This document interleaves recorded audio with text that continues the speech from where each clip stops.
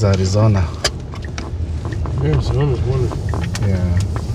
Just ahead, turn right on South 52nd Street. Especially in the next 6 months.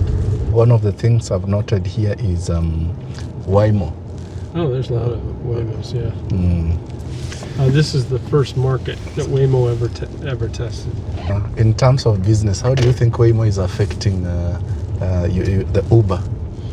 There's so much demand, it's not Just noticeable. ahead, turn right on West Okay. Broadway Road. Yeah, I'm just constantly busy every minute of the day. Just Okay. go. Okay. Yeah, because since I came here, this is the first time I'm using Uber because I was excited about, being in a driverless car. I just wanted to have the feeling.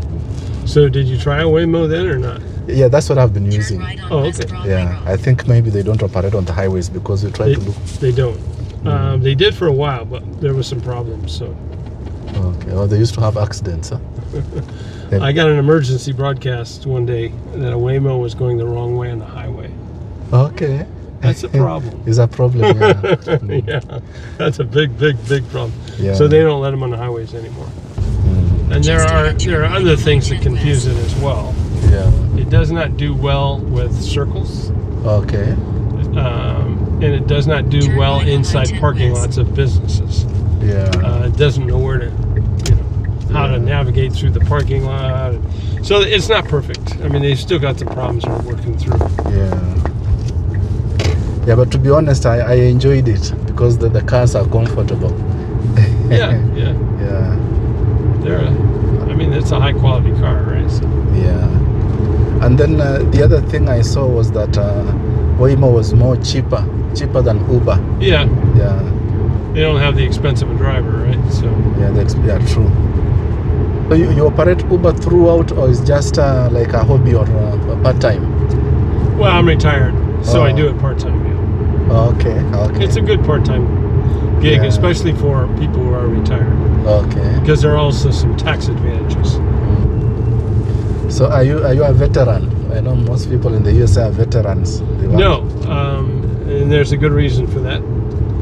So when the Vietnam War was on, In a half mile, Was take on. right exit Yes. 115 on when- I-17 north using the right 3 lanes. when we reached the age of 18, we had to go register for the draft. Okay. And you did that in a post office. Okay. So I went to register when I turned 18. And they said, good news for you. The draft and the registration for the draft ended 6 months ago. Okay. So I did not have to go into the military. Okay.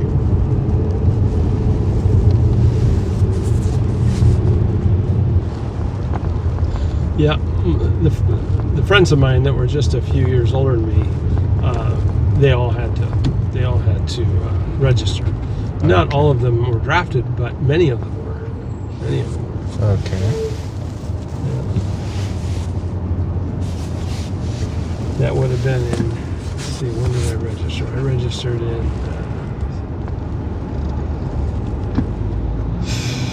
75.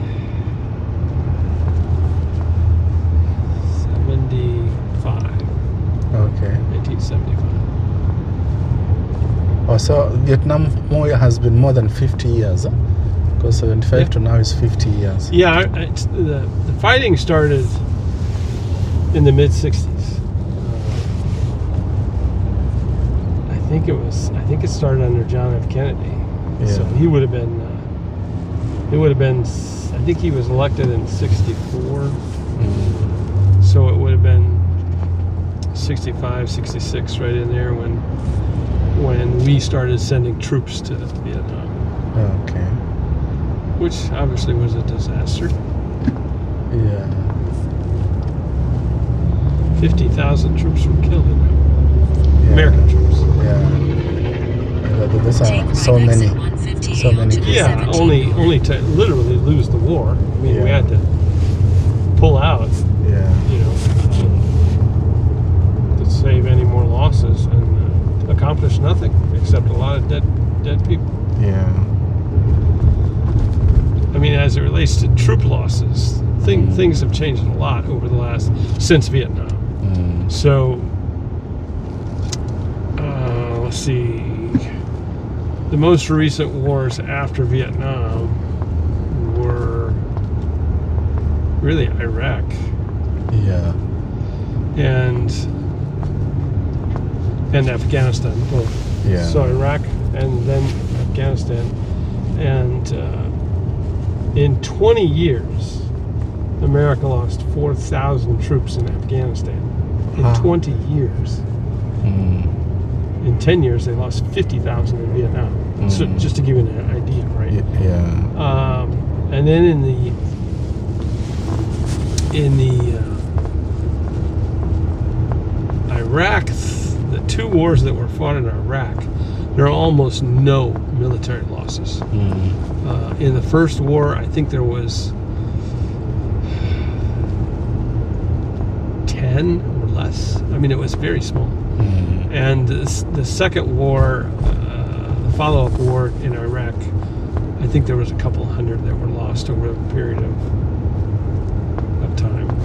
So, yeah, America does not tolerate now losses. Yeah.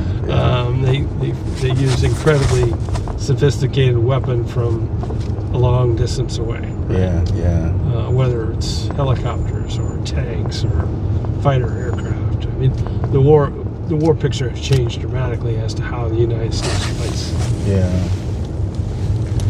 Yeah, that's very true, because even when you look at now what is happening in the Middle East, the war is now more of technological than people. Well, and look at the drones that are being used. Yeah. They're not even putting pilots in them, right? Yeah. So they're flying aircraft without pilots. So Yeah. it's a new twist on it. Yeah. I was just reading somewhere recently, not really about war, but about technology, whereby somebody, I think he's called, is it Sanders or Sanders, one of the senators, who was saying that in the next 10 years, there will be 100 million jobs in the USA will be taken over by AI,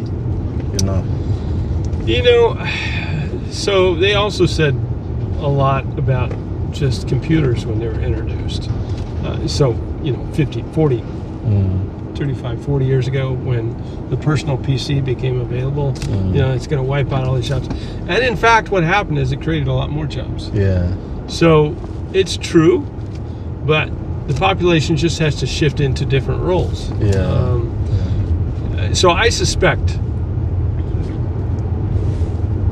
there'll just be different jobs. Yeah.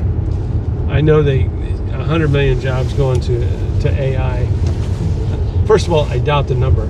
Yeah. But secondly, it doesn't mean these people won't have jobs. Yeah. They won't have what they had. Yeah. Because as robots become more and more capable, especially the manual stuff is going to go all high tech. I was looking at an article yesterday. I saw they had this machine that is a bricklayer machine. Yeah. It just, it makes those concrete walls. It can do 20 times faster than a human. Wow. 20 times. Yeah. Well, think about that. Yeah. That means there's 20 bricklayers going to lose their job for every one machine. Yeah. So I use that as an example. That's not AI, obviously. Well, some of it is, but there'll be other jobs. I mean, somebody has to make all this AI stuff. It's not going to make itself, right? Yeah. So, yeah. I suspect it'll be a lot like what happened when they rolled out the personal Computers, yeah. I remember I have an aunt when she was a bank manager. When they introduced computers to the bank, they actually went on strike, saying that computers are coming to take over our jobs. Kenya? In Kenya. That's a good example of what I'm trying to say. Even she didn't lose her job. Yes. And as a matter of fact, she probably enhanced her job over time, right? So there's always going to be work to do. Yeah. I think. But it will be different. Yeah. It will be different. But AI has changed a lot of things, because I remember when I was younger, when we were going to school, it was about books. So you had to read book from cover to cover. Yeah. You understand, master what is in the book. I don't think that really helps our population. I mean, maybe you can get an answer quicker, but you don't know how to get the answer other than asking a machine to give it to you. Right? So I'm concerned that there could be a dumbing down of the population in some ways because they just rely upon the computers, or in this case, AI that's coming. So in Arizona, you never experience the snow, the winter at all? Oh, well, actually,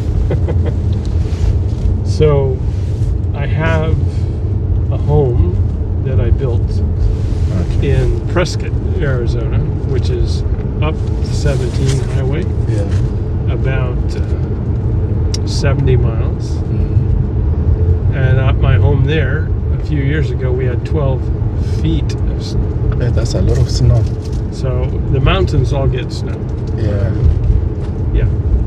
And so even here in the valley, if we have the storm come through, you can see snow on some of these mountains, even down here in the desert. But in the northern part of Arizona, which is high, very high, very forested, we get all the weather up there. Snow, a lot more rain. In all my years in Ohio, we never got 12 feet of snow in the winter. But I have experienced that already here. So. And that is surprising when you tell me that you had built a home, because my experience so far in the US, I may be wrong, but I normally see most Americans, wherever they stay, that is their home. So you will not hear somebody having a home elsewhere. In most cases, that's what I've seen in Pennsylvania.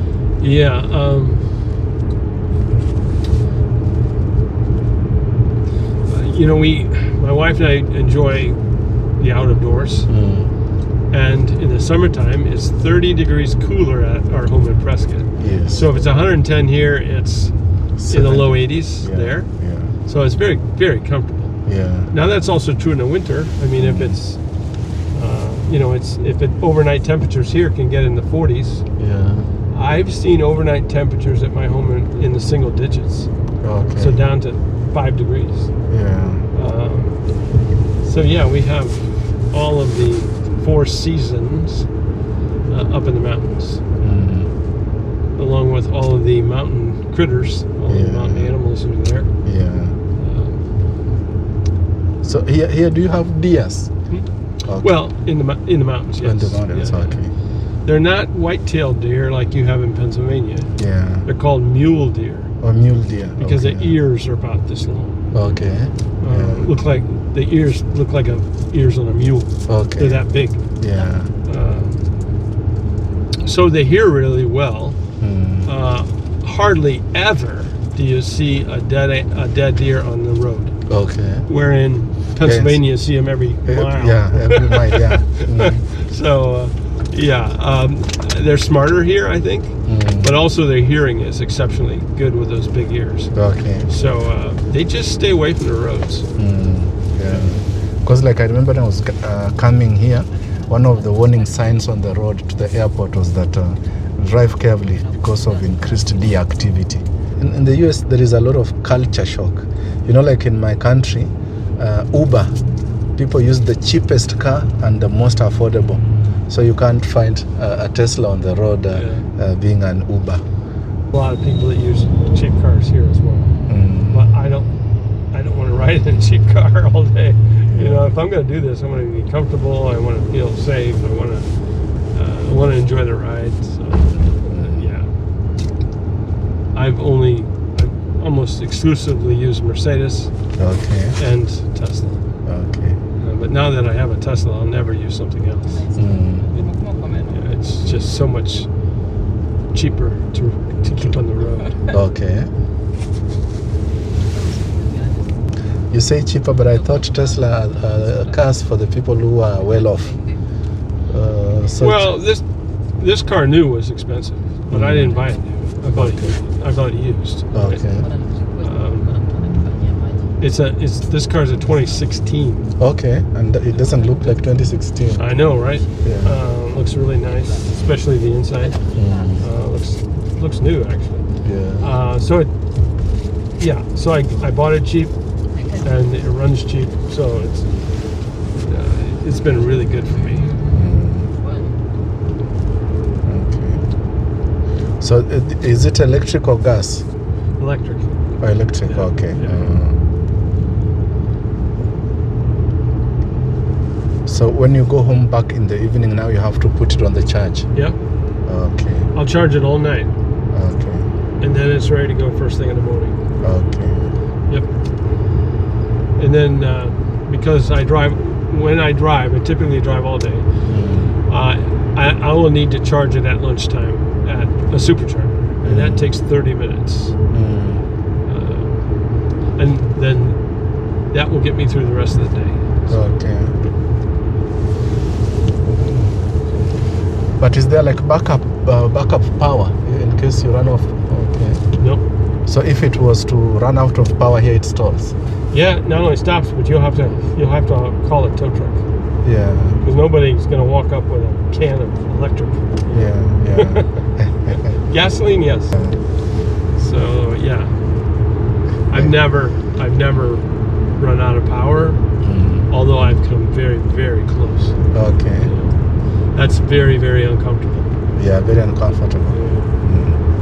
I remember for me back home in Kenya, we don't have electric vehicles. All vehicles are gas. We call it petrol.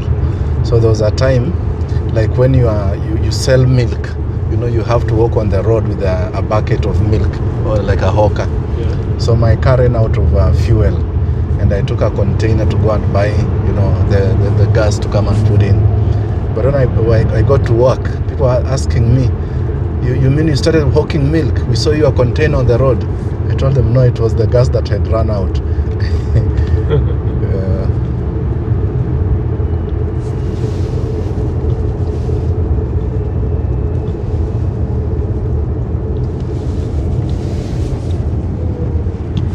Well, this is typical for a rush hour, so.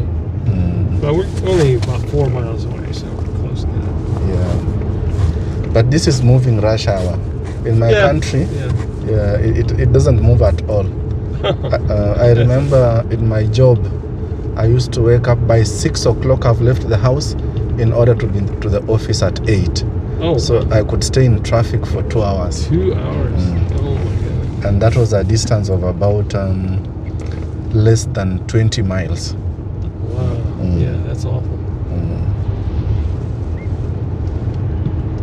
They could probably ride a bicycle faster than that. In 2 hours? Yeah. But now our roads are narrow, so when you ride a bicycle, it's very risky. Yeah. Very risky. So actually, yes, we have bicycle taxis, but not bicycle, motorcycle. Okay. Yeah, we call them border. Yeah. So initially when they started, there were people who used to cycle people like on the bicycles. So you carry one person at the back, and then you cycle. Okay. And it started on the border between Kenya and Uganda.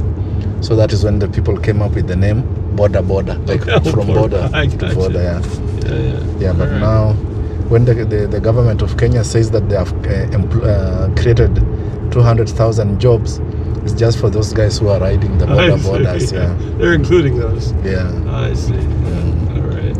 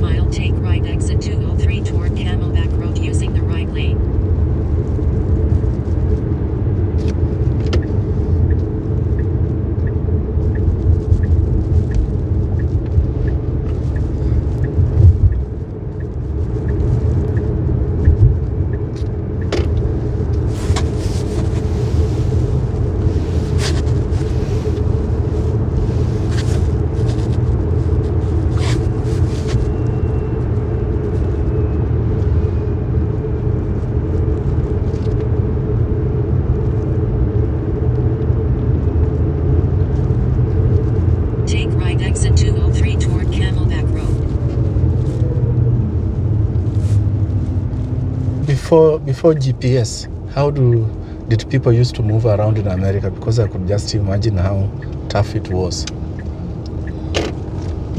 Before cars, you mean? Or what? Like now you're using GPS to get to Grand Canyon. Oh, yeah. So before that technology. It was just maps. Okay. Yeah, which, yeah, I could never have done this job without GPS. Yeah. But GPS just opened up, all kinds of stuff. I mean, Yep. Yeah, so for my country, we also use GPS, but it's not as effective as it is here. Because it's fairly small and people know where they came from, so you just know the direction to your home by in your mind. But sometimes if somebody sends you like a pin to tell you that this is my home, when you use like the GPS on the car, sometimes it may take you to a river where there is no like crossing. So yeah, that's a problem. Yeah. You can certainly go another way or another way or another way. I mean, there's almost an unlimited number of ways of getting where you need to go. Yeah. So that helps quite a bit, actually.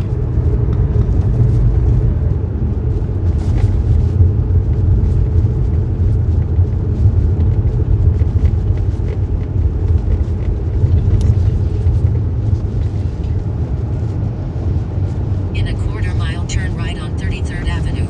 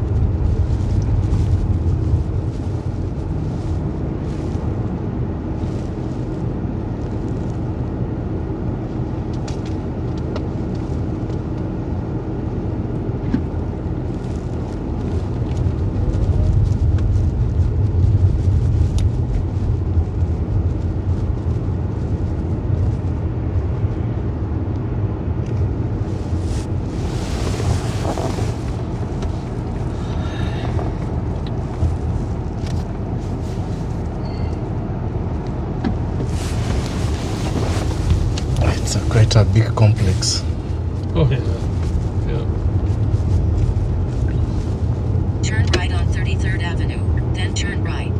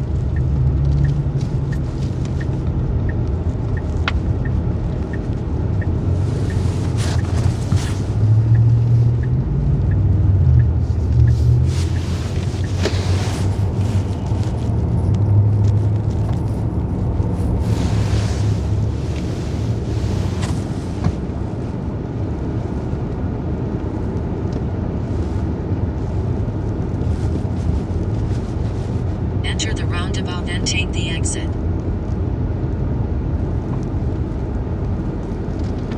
I think this is as close as I can get you. Yeah. I'm going to let you out right here. Oh, maybe they're going to let me go up here.